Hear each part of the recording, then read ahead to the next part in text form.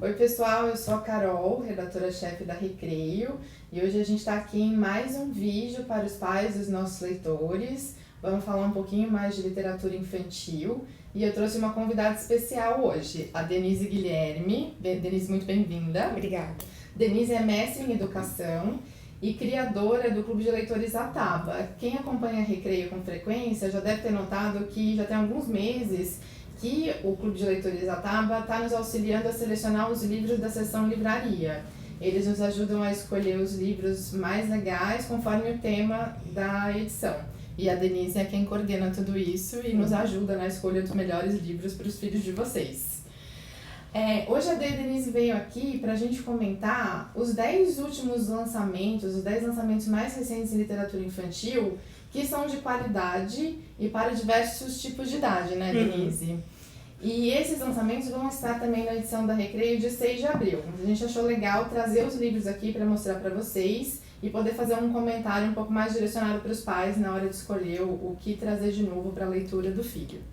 Denise, o primeiro que a gente vai comentar são esses da Ruth Rocha, né? Isso. Que agora estão numa coleção nova. Isso, a Ruth Rocha lançou esses 2 livros, chamados 2 Dúzias de Coisinhas à Toa, que deixam a gente feliz.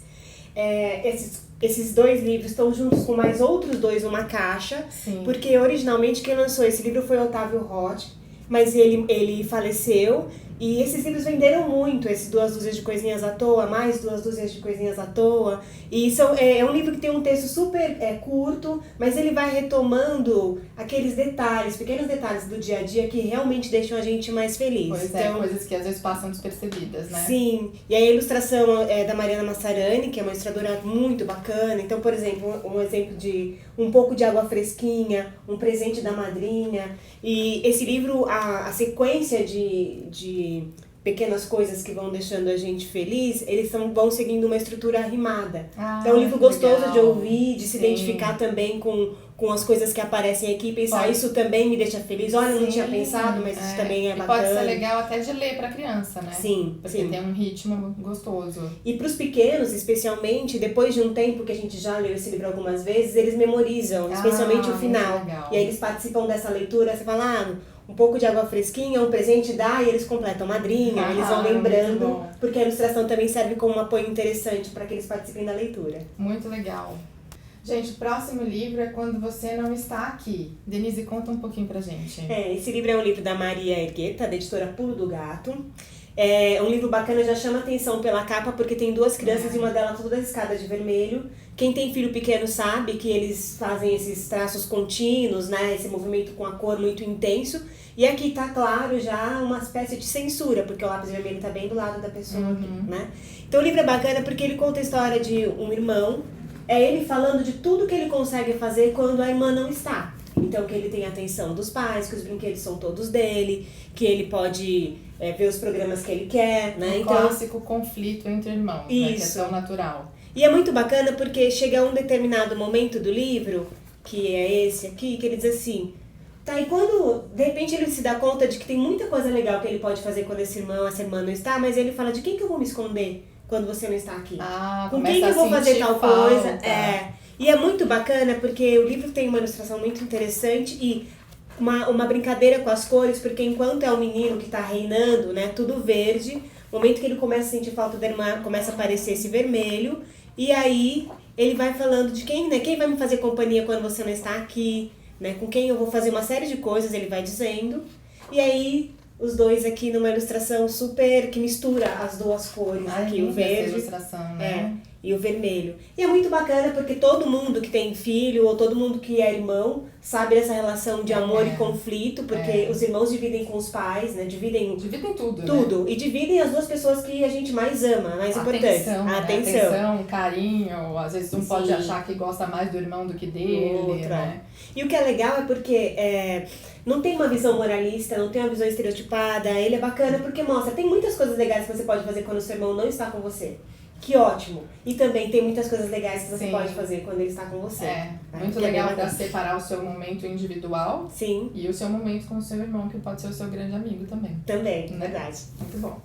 Gente, terceiro livro, também recente nas livrarias, O Dia da Festa. Denise, o que ele traz para as nossas crianças? É o Dia da Festa do Renato Morricone, da Pequena Azar. O Renato Morricone é um autor super jovem, mas bastante premiado já no Brasil e no mundo. Ele tem uma produção muito bacana, ele é um artista visual, então os livros dele têm uma preocupação estética muito grande também. Ele trabalha sempre com referências a grandes pintores, e essa é uma marca dos livros dele, com colagens. Você sempre descobre no livro dele uma coisa, acho que eu já vi isso no filme, eu acho que eu já vi sempre isso. alguma referência conhecida. Isso. E esse livro aqui chama O Dia da Festa, e é um livro interessante porque o texto, você vai lendo o texto, geralmente nós leitores da palavra, a gente vai lendo o texto. Isso. E vai vendo a imagem e parece que a imagem está confirmando o que o texto diz. Então é a história ele vai contando de uma lenda, que existia um unicórnio, que as pessoas esperavam esse animal, e que quando ele chegasse, tudo ia ser diferente, que o rei que montasse nele ia ganhar todas as batalhas, nunca mais teria problemas de saúde na cidade onde ele passasse, prosperidade, enfim.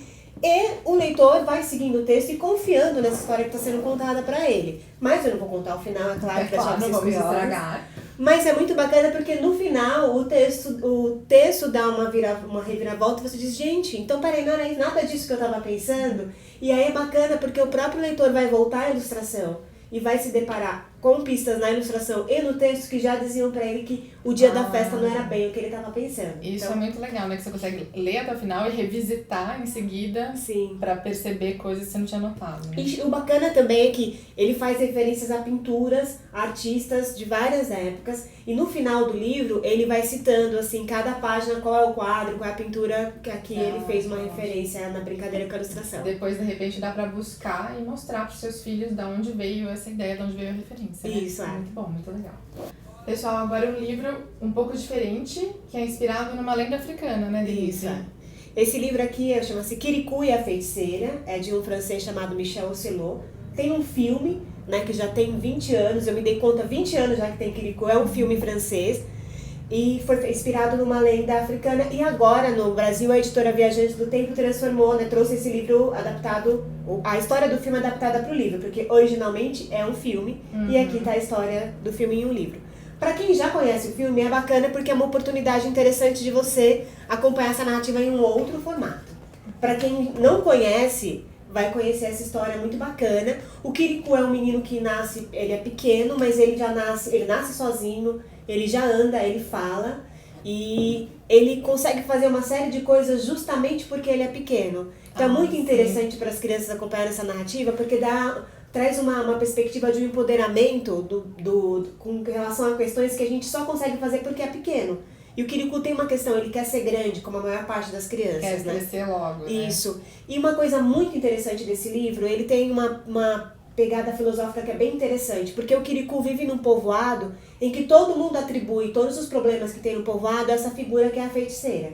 E o Kirikou, na trajetória que ele vai fazendo, que é uma trajetória de herói, típica dessas histórias de herói, ele vai mostrando que parte das crenças que as pessoas da aldeia dele tinham não são verdadeiras. E que a feiticeira, ela é malvada sim, mas ela é malvada por um motivo. E isso é muito interessante, de pensar nessa dicotomia entre bem e mal, que não é tão simples e que nem sempre... Não é tão separado assim, né? E que a maior parte dos problemas que afetam um coletivo, muitas vezes, tem a sua resposta no próprio coletivo e não numa única pessoa. Então é bem interessante e o projeto está super bonito. Para quem conhece o filme vai conseguir olhar um conto de tradição oral africana, que é bacana a gente valorizar as nossas matrizes.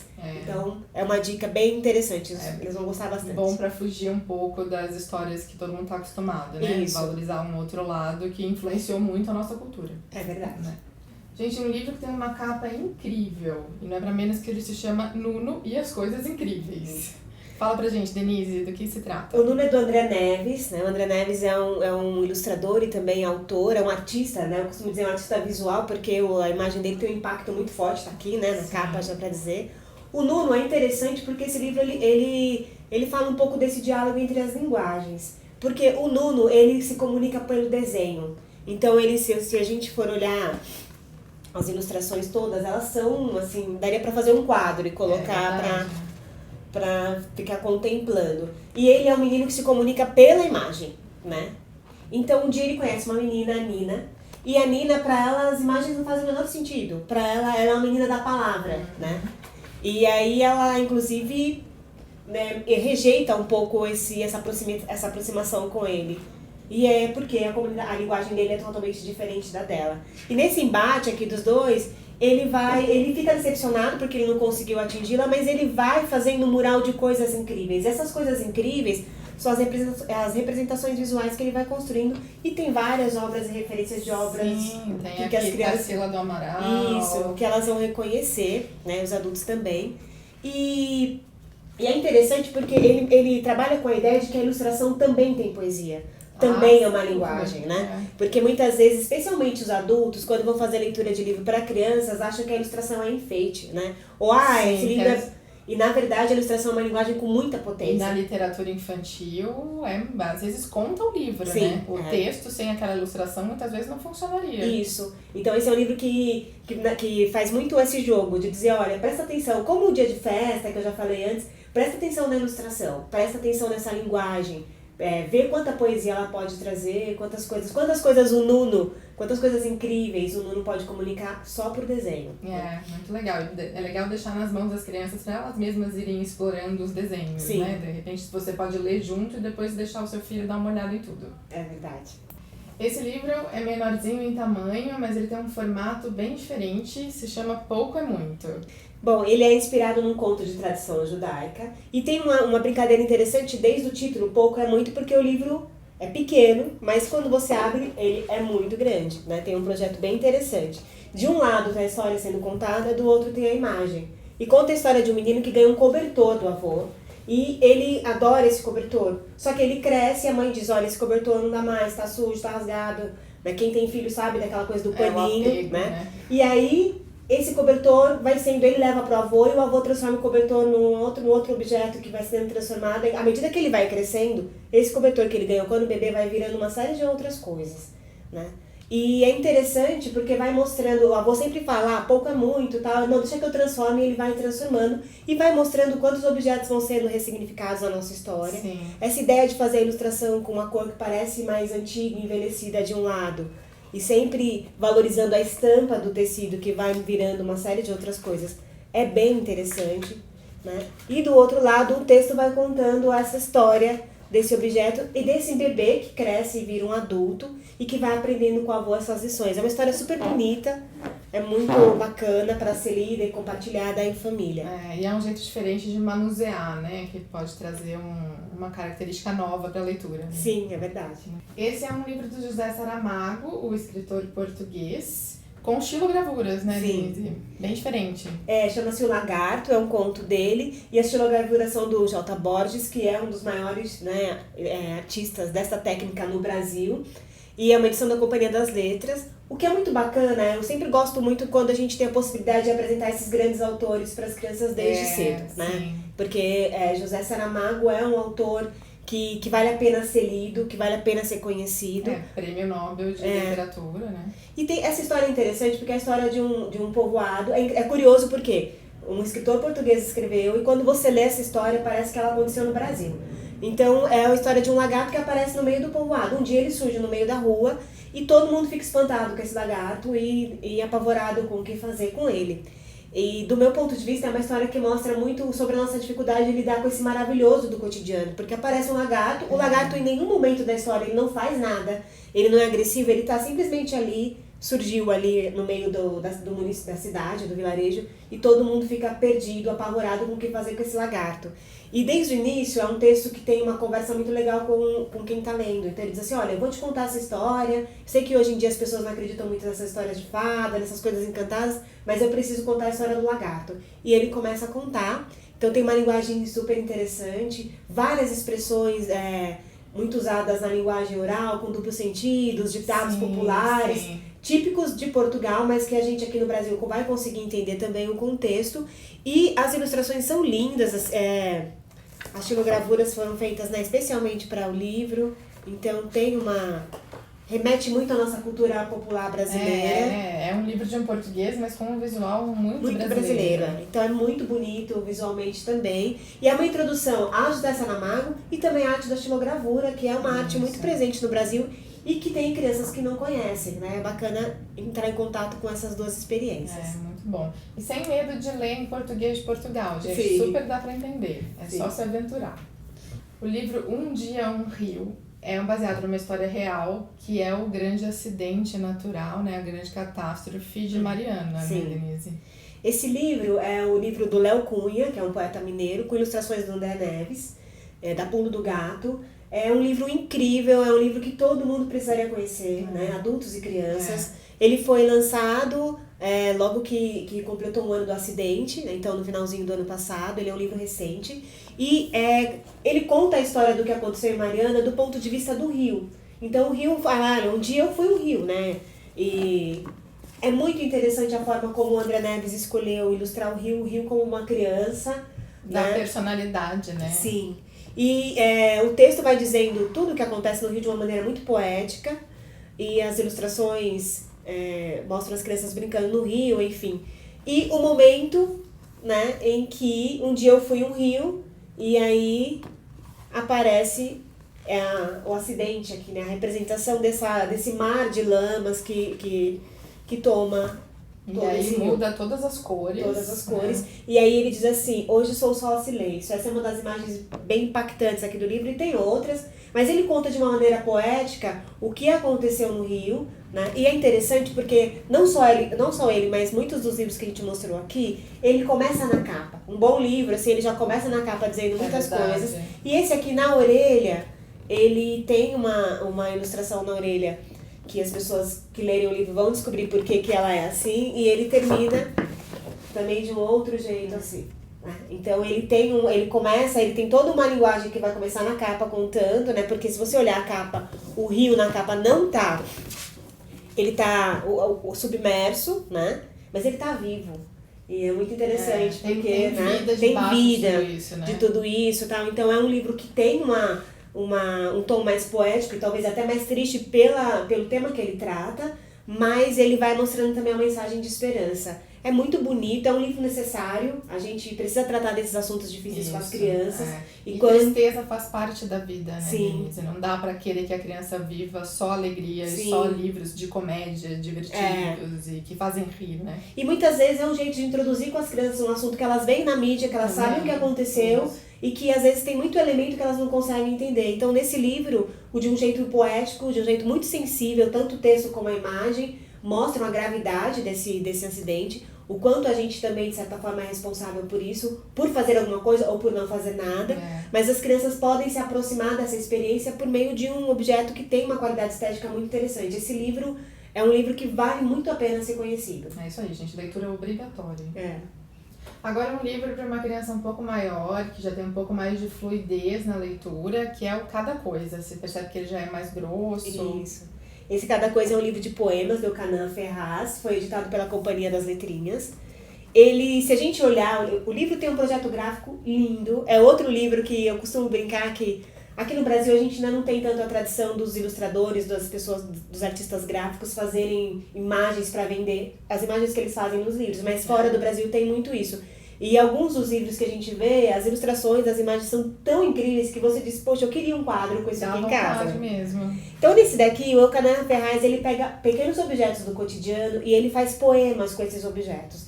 E se a gente olhar, mas o poema é pequeno, né? Porque a gente falou no início que esse é um livro para um leitor mais experiente. Porque tem uma linguagem muito mais elaborada. Sim. Porque tem um jogo muito interessante com a forma e o conteúdo, que é um pouco do que os poetas concretos fazem aqui.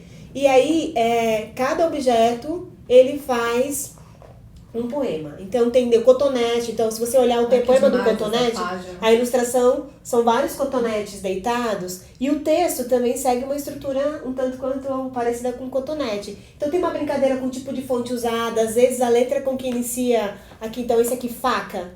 Se você olhar, ele tem a serra de uma faca, o poema. E ele tá todo escrito num outro sentido. Então é um livro para ler assim, virar ao contrário, enfim, ele é uma experiência muito divertida para você ir descobrindo. Esse projeto gráfico que o Canaã Ferraz participou junto com um outro artista, então tem um trabalho muito interessante deles de construção com colagem, com fonte, com a posição do texto, com a mancha do texto na página, que é um trabalho super cuidadoso e que saem um pouco do que é esperado de poesia para criança, porque geralmente quando você fala em poema para criança é comum que as pessoas pensem em rimas mais simples, né? E com rima, tem que ter rima, e que trabalhe mais com animais ou com coisas que estão mais relacionadas ao que se pensa como universo da infância. E o Canaan Ferraz faz um trabalho bacana que ele vai para aquilo que é do cotidiano, um giz, cotonete, tesoura, faca, e vai criando poemas com isso. Então, tá aí mais uma dica de leitura para os maiores. Certamente os adultos também vão adorar esse livro. É bem legal de você ler também, né? Porque também é uma experiência diferente para o adulto que às vezes não está acostumado com poesia, né? Sim. E também porque um bom livro para criança é sempre um bom livro para adulto. O contrário não acontece, mas quando o livro é um livro bacana para criança, geralmente os adultos também se divertem com a leitura. É, isso aí, experimentem. Esse aqui é o História de Ninar para Garotas Rebeldes. Ele é bem grosso, mas não é porque ele é uma história contínua, né, Denise? É porque tem 100 fábulas de mulheres que marcaram a história do planeta, né? Sim, isso. Esse é um livro que está sendo bastante divulgado. Na verdade, ele é curioso porque a editora lançou e as próprias pessoas foram fazendo a divulgação boca a boca. E ele já esgotou a primeira edição, já está na terceira reimpressão do livro. Então, ele é super atual, super pertinente. As autoras, que são a autora, quem escreveu e a editora, na verdade, elas observaram que a maior parte dos livros que tem dedicados para literatura infantil não tem personagens femininas. Quando tem personagens femininas, elas estão em posições secundárias. Ainda existe uma predominância de autores homens em relação às autoras mulheres. E então elas decidiram fazer o livro que elas gostariam de ter lido quando crianças, né? E aí, o livro, o que ele tem? Ele tem uma coisa interessante que é sempre a história da mulher. Tem mulheres de vários lugares do mundo, tem inclusive brasileiras também. Então tem uma espécie de biografia, começa sempre com Era Uma Vez, e aí conta alguns fatos mais importantes. As biografias têm geralmente esse tamanho. E a ilustração, eles convidaram 60 ilustradoras diferentes, e vai ser interessante porque vocês vão ver várias representações visuais muito diferentes dessas mulheres. Não segue uma mesma linha de ilustração, mas dá uma diversidade muito legal. Isso, é um colorido super bonito. Então tem cientistas, tem atletas, tem profissionais liberais, tem educadoras, tem militantes políticas, tem mulheres que ocupam posições de decisão, políticas executivas, enfim. Tem de todos os tipos de representação de papéis que a mulher poderia, seria até quase todos, né? Ou muitas possibilidades que ela poderia assumir, motociclista, enfim. E é interessante porque ele vai mostrando para as meninas que elas podem ser, na verdade não só para as meninas, né? Eu costumo dizer que esse é o ensinamento que a gente tem que ter para as meninas e para os meninos.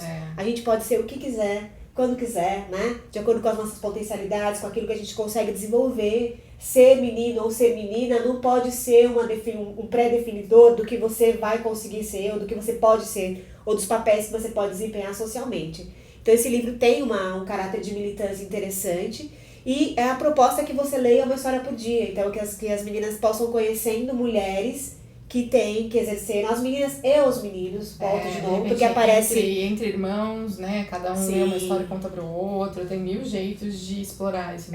Só tem um senão esse livro, que elas colocaram Histórias para Ninar, Garotas Rebeldes, e eu diria História para Ninar, as Garotas e Garotos Rebeldes. Poderia ser Histórias para Ninar, Crianças Rebeldes. Isso, né? E o nome Rebelde, né, chama atenção, mas é porque elas mostram que essas mulheres todas que elas citam no livro, de alguma forma tiveram que se rebelar contra alguma ordem pré-estabelecida para ser aquilo que elas gostariam de ser. A gente espera que no futuro breve, tanto os meninos quanto as meninas não precisem mais se rebelar para ser o que eles vieram ser, né? Exatamente. E possam naturalmente seguir o caminho que eles escolherem. Acho que a gente não falou o nome da editora. Mas sim, a editora da Vergara e Ribas. É isso aí. E é muito bonito, gente, a capa é muito linda. bonito, vale muito a pena. Vamos para ter em casa. Então, esses foram 10 livros lançados recentemente para crianças de idades variadas, com experiências variadas, em modelos variados e temas muito diversos uns dos outros. Denise, muito obrigada pela sua presença, por ter contado pra gente um pouco mais sobre cada uma das histórias. E não se esqueçam que a seleção desses 10 livros vai estar na edição da Recreio do dia 6 de abril, nas bancas logo mais. Obrigada, até mais. Até mais, obrigada.